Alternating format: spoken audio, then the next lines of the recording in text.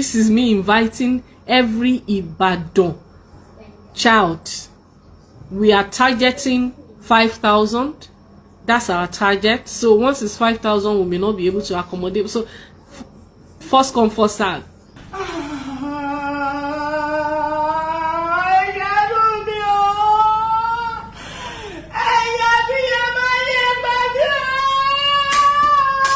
When Prophetess Naomi Silekunola Ogunseyi was connected to the tragic Christmas funfair in Ibadan, Oyo State, many thought she would walk away and the tragedy would be swept under the carpet because of her societal status.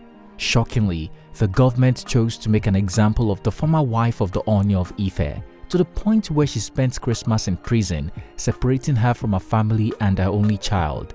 In a viral video, Naomi's mother broke down in tears as she called on everyone to come to her aid, begging that they do something, anything at all, to ensure her daughter does not spend the new year in a prison packed with hardened criminals.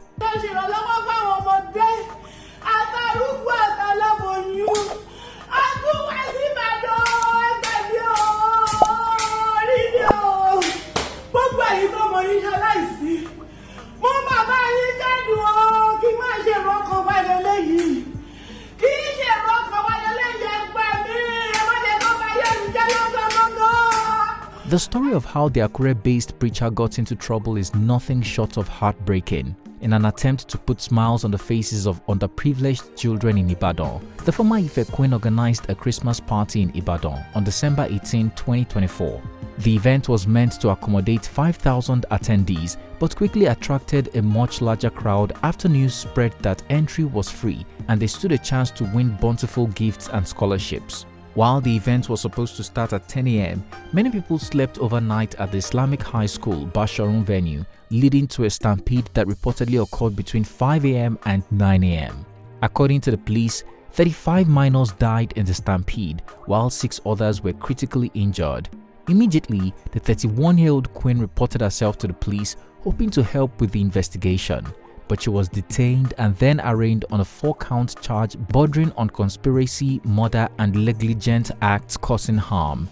Oriyomi Hamzat, the owner of Agidigbo FM and the event's media partner, was equally arrested. Although the police had initially cleared the broadcaster, who fainted and was hospitalized after he heard the tragic news, the judge ordered their remand at the Agodi Correctional Center in Ibadan until January 13, 2025.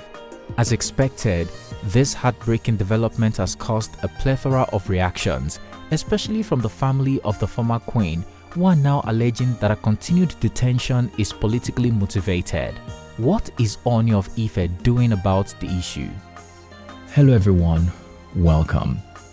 It's Tickled here for African Glitz. Taken to our Instagram page on December 25, 2024, Similoluwa Ogunseyi, the sister of Prophetess Naomi Silekunola, cried out for help over her sister's unprecedented Christmas tragedy. While expressing sympathy for the innocent lives lost, Simi explained that her sister's health had deteriorated during her continued detention at Agodi Correctional Center. According to her, Naomi fainted while the DSS was interrogating her, and when a doctor was invited for a medical checkup, they discovered that her BP was very high. Regardless of her health concern, Simi expressed disappointment that her sister was still arraigned before a magistrate court and denied bail. That's not all.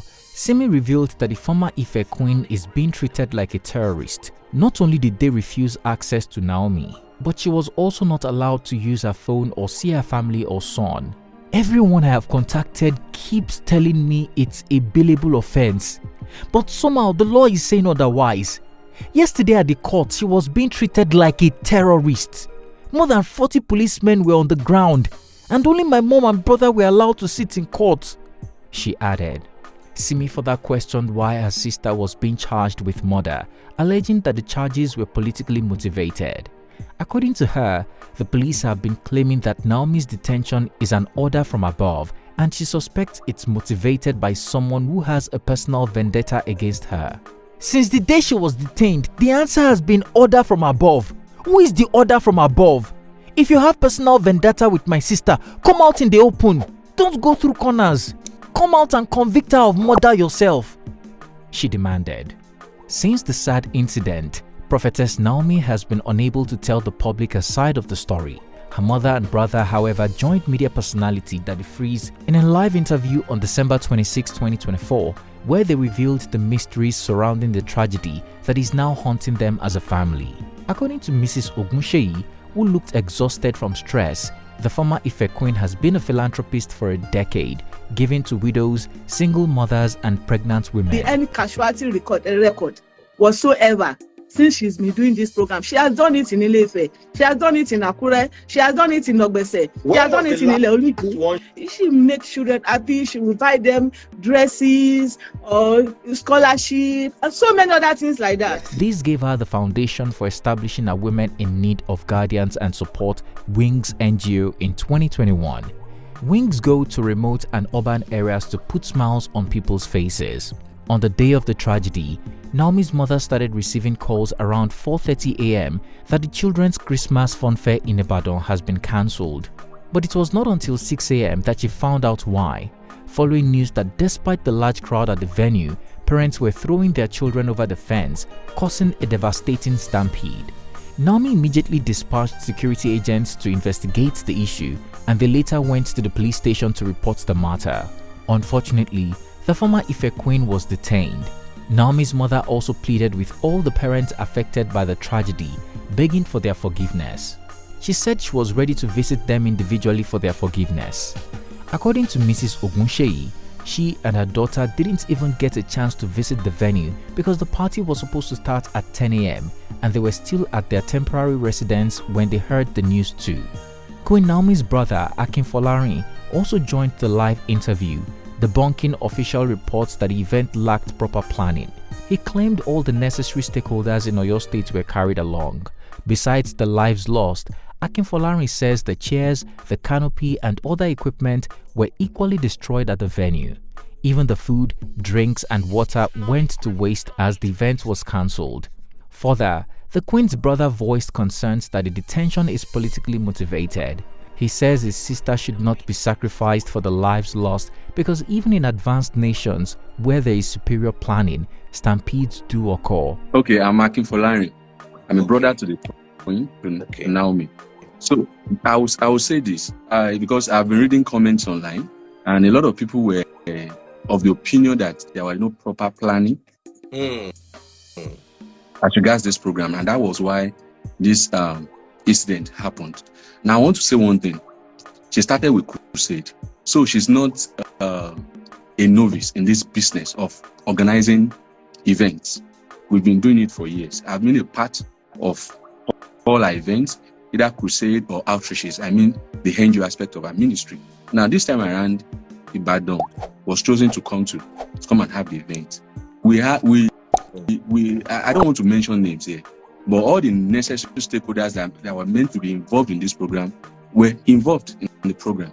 They were carried along, but unfortunately, we have what has happened. People were going to the venue, they were sleeping over at the venue. People were at the venue as at 4 a.m. They slept over. Some of them slept over at the venue, and the crowd was uncontrollable. People were throwing their kids over the fence. If they had even thrown an adult over the fence, the adult will probably throwing the kids over the fence just because we want to probably secure a space. As at that time, nothing was distributed. Either water, food, nothing was distributed at that time. Nothing whatsoever. But people were trying to get access into the venue just to secure a seat. Most of the things we rented, the chairs, the canopies, and even the food, everything was to waste. People destroyed properties there. Yes, nobody is happy. As a matter of fact, it has impacted her seriously mentally because she also has a child. Everybody is a mother. Yeah, I don't have a child, but by extension, people that are close to her, they also have children. So nobody will be happy that, okay, somebody came for an event that is meant to bless people and somebody is losing their life. Nobody is happy about that. And when this thing happened, she personally went to the police station. So, okay, this has happened. She showed up there and they thought, okay, this is just a minor issue. Okay, what are the next things to be done? And from then we thought it was just a joke. They detained that, okay, because people are hungry, the opera, okay, they just want to keep her here for some time so that we do our proper investigation, which is normal, which is okay. We don't have any problem with that. It is fine. The first day, the second day, the third day. And I will be honest, by the time they took her to court, I feel like this thing was arranged. That's my opinion. Anybody can have a contrary opinion, but that's my opinion. I feel this thing was arranged because there were no proper notice that you'll be taken to court. There was no proper notice.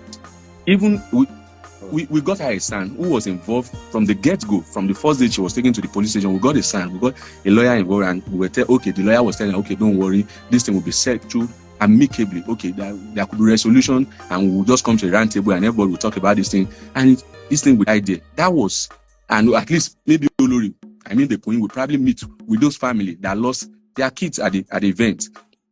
And that was about 3 days ago, on Monday, and they just took her to court. They took her to a magistrate court. As a matter of fact, the magistrate court doesn't have, based on the charge the police brought against her, they don't have jurisdiction to hear the case. And she was remanded with no bail, nothing. He says Naomi too has lost money, her credibility, and her reputation. So the way forward is not to charge them with murder. Akinfolari says his sister is vulnerable and already has underlying health issues in the past, so nothing must happen to her. He begged people to think of the past events that she organized that were successful. Queen Naomi's family also pleaded on behalf of Oriyomi Hamzat and the principal of the school used as the venue. While speaking with reporters, the broadcaster, who was initially absolved of any wrongdoing but later arraigned, said the organizers had nothing to do with the incident, but the people who forced their way into the venue at dawn because of greed and impatience. Unsurprisingly, this is not Oriyomi Hamzat's first rodeo in prison. As far back as 2017, the owner of Agidigbo FM was arrested for the alleged murder of a 17-year-old boy. The deceased was one of the children living in an orphanage he runs. However, the boy fell ill and died on the way to the hospital, leading to Hamzat's arrest and then remand in Agodi Correctional Center until he was acquitted. While speaking with The Punch, the broadcaster, who rose to prominence during his time at the NTA network, said he learned a lesson or two. I learnt about the frailty of the Nigerian justice system. I learnt about many who were just victims of circumstances, and more importantly, I learnt the importance of freedom. He explained. Almost 7 years later, it looks like the renowned radio personality is about to learn another lesson. It's actually, I must say that Ibadan is the biggest and largest city that we have been to in Southwest. So, it's the first of its kind for us. Yes, we've done several outreaches, but this time around, it's Ibadan. And you know, we are expecting God to come through and come big for us. We are coming. Come out. Many have described Queen Naomi as easygoing. However, she has garnered the support of top influencers and media personalities like Femi Branch, who made a case for her in an Instagram video.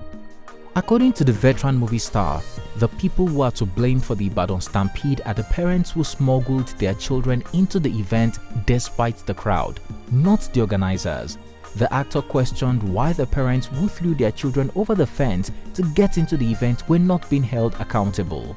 The actor revealed that he is not trying to be insensitive, but authorities should be more focused on the parents' negligent acts. I think people need to speak up about this. Why have the police not fished out those parents who threw their children over the fence and also charged them? Because as far as I am concerned, they are the offenders, not the organizers. The facts are clear. It is unfair for Oriyomi Hamzat and Prophetess Naomi to be remanded on this matter. These people should be set free, he pleaded. Punish those responsible for the deaths. How is it the organizers? Now, okay, let's look at the facts on ground. The event was supposed to start for 10 a.m. Okay, the security personnel was supposed to arrive for 8. The venue was locked. All right, and it wasn't meant to be open till the security personnel arrived by 8 for an event that was supposed to start at 10. Now, from what we have, from the reports we have, people came overnight. People had already started arriving overnight and were throwing their children over the fence into the compound. I saw one very tragic one, that one of the children, that it was as the mother threw the child over the fence, as the child landed, he or she, I don't know, hit his or her head and died instantly. Overnight. So I don't understand. So how is this the fault of the organizers exactly? Controversial cross-dresser Bobrisky, who recently ran away from Nigeria over alleged persecution, also empathized with Queen Naomi. The Mummy of Lagos reflected on his own prison experience and acknowledged the emotional toll that Naomi must be facing. It breaks my heart to see you go through all this stress just because you want to help. Lord, did that put our life in danger? Please rescue us. My soft heart can't stop thinking about what you are going through because I've been there too. I pray God set you free, Bobrisky wrote.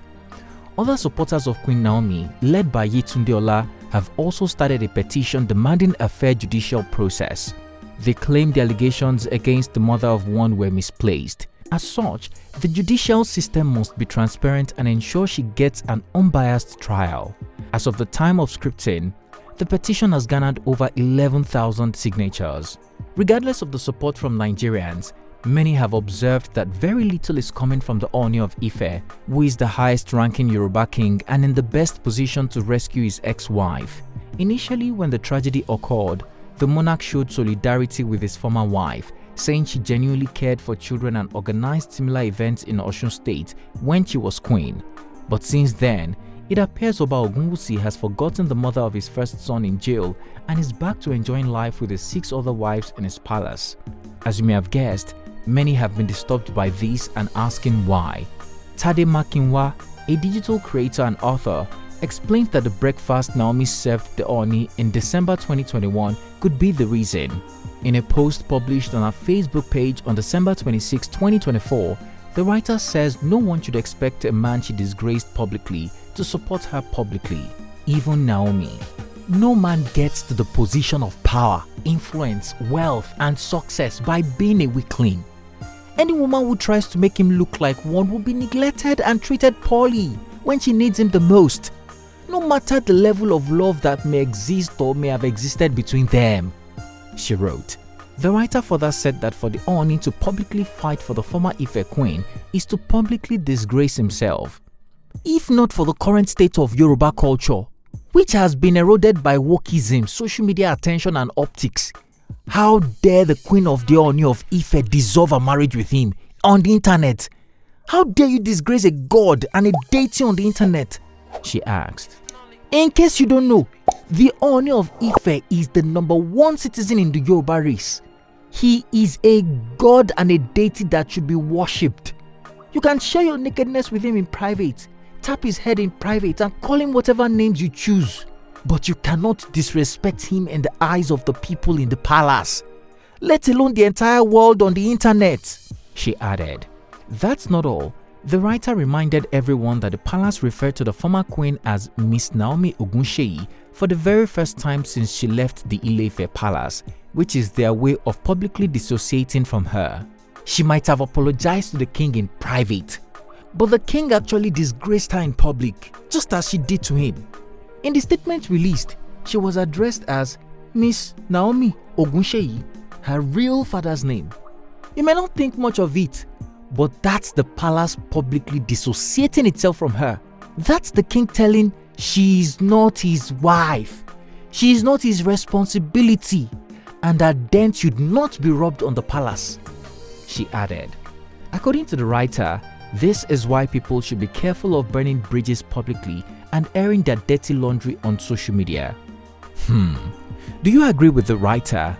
Is the Ooni complacent about Queen Naomi's plight because of the public breakfast she served him years ago? Do you agree with Nigerians that the parents of the kids affected by the stampede be held responsible if the tragedy occurred before the scheduled time? Does that mean Naomi and others are not to blame? Do you think her arrest and charges are politically motivated? Could this be the reason she was not granted bail despite her health concerns? Finally, do you agree the government is using Naomi as a scapegoat instead of addressing poverty in the land? Let's go to the comment section to share our opinion. If you enjoyed this video, please like and share it so it can reach the right people. Also, don't forget to subscribe to our channel so you can be notified every time we upload a new video. Thanks for watching. It's Tiko here, and I'll see you again soon.